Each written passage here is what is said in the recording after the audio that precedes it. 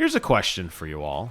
What do you get when you take a cross-progression, cross-platform game, set it in the Minecraft universe, make it a third-person view game that has some basic combat to it, with the ability to build giant armies in a real-time strategy setting?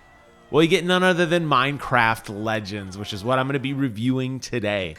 And while it doesn't specifically nail any specific genre, and you'll see some of that in the game footage that I'm showing here in the background here, it really does work, and I'm so happy to see that a game that I love, Minecraft, a game that I have spent hundreds of hours playing way back when from the Xbox 360 days. I played it on my Xbox One X. I played it on the Series X. I played it on PlayStation 4, PlayStation 5, PlayStation Virtual Reality, and PC. And I still go back to the game, and I still love everything that they've done, especially with all the cool RTX enhancements. That's how much I loved Minecraft. And while I didn't think Minecraft Dungeons was all that great of an experience, it did signify to me that Microsoft was willing to take the game to the next level and to do something else with it. And I don't think anybody in their wildest dreams ever thought that Minecraft would work as a real-time strategy game in which you ally with other forces and take on a invading army in a fully rendered 3D Minecraft generated world that's procedurally generated, taking on quests and building things and working up an army to take on more evil.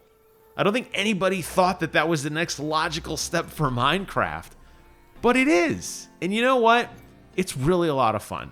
So if you have Xbox Game Pass, you really owe it to yourself to check this game out. And if you don't, it's only $30. And as I said, it's available pretty much anywhere. So any platform you're on, you can jump in. And because it's cross-play and cross-progression, you can play with your friends on PC or on other consoles, and you're going to have a blast doing it because it does have drop-in and drop-out multiplayer. It does have PvP modes as well. And they have said that they're going to continue to update the game going forward, which is really, really cool. Now, I haven't seen a battle pass or anything yet, and I hope it remains that way, but they said more is coming. So if you like what you saw in this very dense $30 package, well, good news, you're going to get more of it. So what exactly is Minecraft Legends? Well, it's a very interesting hybrid game where you are basically transported to this world as the hero. And your job is to rally the troops, literally, and to go fight off an invading army of pigs who have decided that they want to destroy everything. And it's got that kind of Dark Souls, I'm sorry, not Dark Souls, World of Warcraft vibe to it, where there's this giant portal as they come pouring through, and it's up to the last bastions of humanity to rally and to go back and fight the evil. And these pigs have built bases all around this procedurally generated world across all the biomes that you know and love. And it's up to you to navigate through all these biomes and take out the bases and defend the towns and to keep the towns from getting attacked. No, not as annoying as something like Fallout 4, but you will have to revisit towns you have liberated before because the pigs are annoying and they want to take you down. So this game has fluidity written all over it. The idea of turtling in and building a giant center base where you wall in and that is your main factory to pump out units. Well, that's not what this game is about.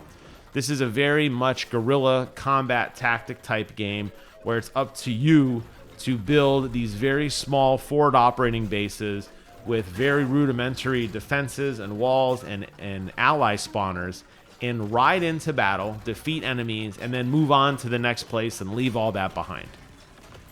Now, unlike other Minecraft games, you are not actually mining yourself because you're a general. You're riding around on your majestic steed, or there are some other things later on, but as with most of my reviews, I try to focus on the first hour or so because I don't want to give too much away. But you ride around on this majestic steed, and it's up to you to, rally the troops. So you have these support units with you that will automatically mine distinct resources in a given area. So as you're riding through the forest, you could just very quickly click and say, hey, I want you to mine wood. And they'll go off mining wood, and you just keep on riding. And it'll just magically appear in your kitty for you to use later. This applies to a litany of resources that you will most notably see and recognize because this is based in the Minecraft universe. So if you're familiar with some of the other resources like stone, for example, well, good news. You're going to be able to mine that too. And depending on the buildings that you want to build or the friendly units that you want to spawn will require said resources. So it's up to you to stay mobile and to move around in the various biomes because certain resources are only available in certain biomes to build up a pretty good collection so that when you're ready to go and fight the enemy at their stronghold, you have what you need to be successful. Now, the gist of the game is taking out 3 sub-lieutenants, working your way to the final big bad, but there's a lot of other stuff that you have to deal with along the way. And this involves you going around and exploring and building up these unit types that you ride into battle and they rally to you and they fight for you. Here lies the problem. Because this game is that hybrid of a real-time strategy and kind of a third-person combat type game, which very rudimentary. It's not like we're talking button combos or anything. You're basically just running around and swinging your sword. You're going to have to give up concessions in both genres. And while you get to build the units that you want and you walk over and you summon them to fight with you, you have to spend your hard-earned resources to create these enemies. Your heroes that will fight the enemies, right? You're going to have to, you get a pile of them and then you run into battle. Well, sometimes they don't run into battle with you. They get confused. They have a hard time. They get caught in geometry, which unfortunately, unlike other Minecraft games, you cannot destroy. So you're just, you're like, oh, that'd be really cool if I could just, get you to walk across this bridge I just built. But they'll get stuck or they'll get confused. I've seen them jump into lava and die because reasons. I don't know why. The AI isn't always the best. Sometimes they'll just stand there. Sometimes you'll take a group of 20 warriors into battle, riding in on your steed, swinging your sword, calling them. You got your flag. You're rallying like, William Wallace style, right? You're riding into battle. And then you'll look and a couple of your hero units are just standing there. And they're just like, hey. And they usually get beat to death. And then you're like, well, that's dumb. Then you got to walk back to kind of where your forward operating base is, build some more, and hope that maybe the next batch of them are just a little bit smarter. Now, while you can individually assign units to be like, hey, go attack this, go attack that, it doesn't work very well in practice. They do get distracted incredibly quickly. They have a very short attention span. And it's not your traditional top-down StarCraft where you're going to be able to highlight a bunch of units and make them like, rally team 1 or rally team 2 and have them flank and pull off very aggressive combat. This is always going to be 100% pure pandemonium. This is going to be just the zerg, the cluster.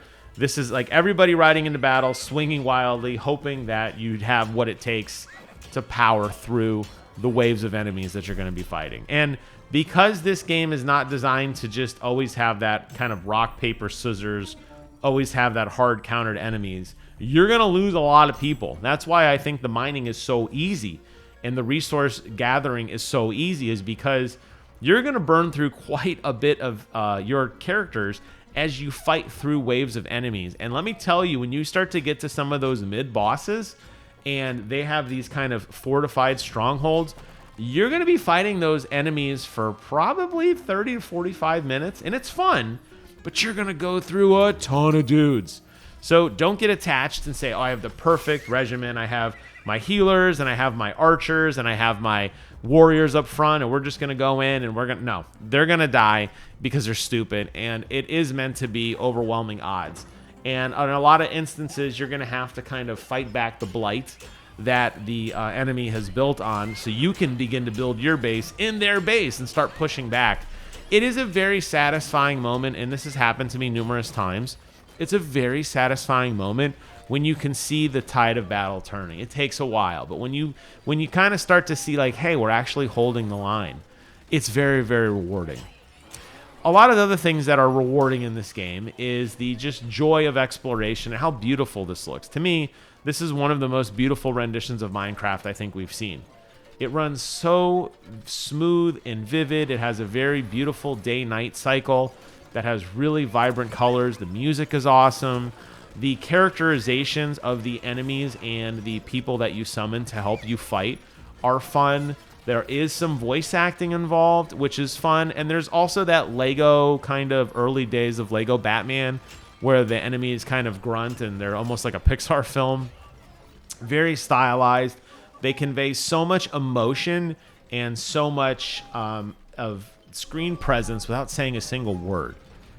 It was done very, very well. And it's a very masterclass of how to convey something without cumbersome dialogue. Now, there is going to be cumbersome dialogue in this game, and it is slow at the beginning. I suspect if you can put in time to beat the first 2 or so hours, I think then you'll kind of really start to have the game click for you. But early on, I'm not going to lie, you're going to be listening to a lot of exposition. You're going to be understanding how all of these very dense systems work as you begin to build up your skill bar, as you begin to build up all of the things that are required for you to mine and to build and understand how all of those mechanics work. It's going to take a while before they kind of cut you loose and let you go. And even when you finally start to get out in the world, they're going to call you back because you're going to find something new or you're going to need to progress somehow, and they're going to call you back and they're going to make you watch more, right? There is a kind of central hub, this kind of like city that is your kind of stronghold, essentially. And I know I said that, this game doesn't support like the traditional RTS where you build your base and then open the floodgates and pour people out. This base doesn't necessarily get attacked. It's basically just your upgrade center. You will find instances where you are going to not be able to get all the upgrades you want. You're going to have to make some concessions on deleting an older upgrade to make room for a newer one. And I think that's kind of stupid and counterintuitive to what the Minecraft experience has always been. Minecraft has always been about the right tool for the right job. And it's always been about starting with very rudimentary wood tools and then working your way up to stone tools and then working your way up to the various metals and having this nice natural progression. But imagine if you got all the way to diamond and then you found you couldn't use wood anymore. You might not want to, but if you needed to start over for some reason, well, you can't. And I think that that's a big oversight in this game. And I hope that as this game continues to culminate and with all the patches and the new content that the studio has promised over the next couple months, I hope they'll take a hard look at that and realize that it is kind of counterintuitive to the traditional Minecraft experience. However, if you're willing to put up with some of the nuanced things, where I said some of the combat is a little wonky, and there's going to be times that it's not going to feel as epic as it should.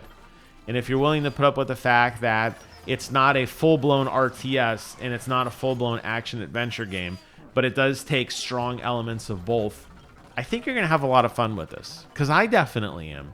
I haven't beaten the game. I've already taken out one of the bosses, and it was a very incredibly awesome fight that really was different than anything else I had seen. And I like that I can pick it up on my computer or go play it on my Xbox Series X, or assuming I did buy it for another platform, which I wouldn't, that I could just carry it around wherever I want to go. It runs amazing on Ultrawide, which is the video you're watching here. I'm running on my 4070 Ti. It runs great on Xbox Series X. It controls phenomenally with keyboard and mouse. It controls phenomenally with the controller.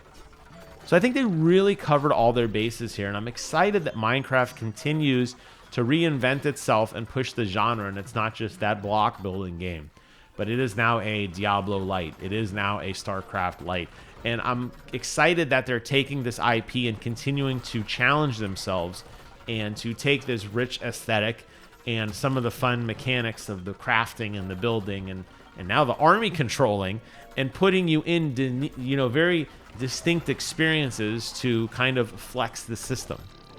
I highly recommend this game despite the flaws I mentioned, and I know it's only going to get better. So if you're like me and you got some friends who like to play online games, invite them for a session, either play together in these massive battles or, take it a little more casually and just go do some of the story with your friend, because it is fun building up an army. And when everybody is running into battle, fighting, ready to destroy the enemy. And the screen is littered with tons and tons of enemies fighting, and the music is swelling, and you're building stuff in the back line to fortify your army. I think this game really sings. I hope you found this video interesting and informative. Leave a comment below. Let me know your thoughts on Minecraft Legends. Thank you all so much for watching. Take care of yourselves, and until next time, I will see you guys on the other side.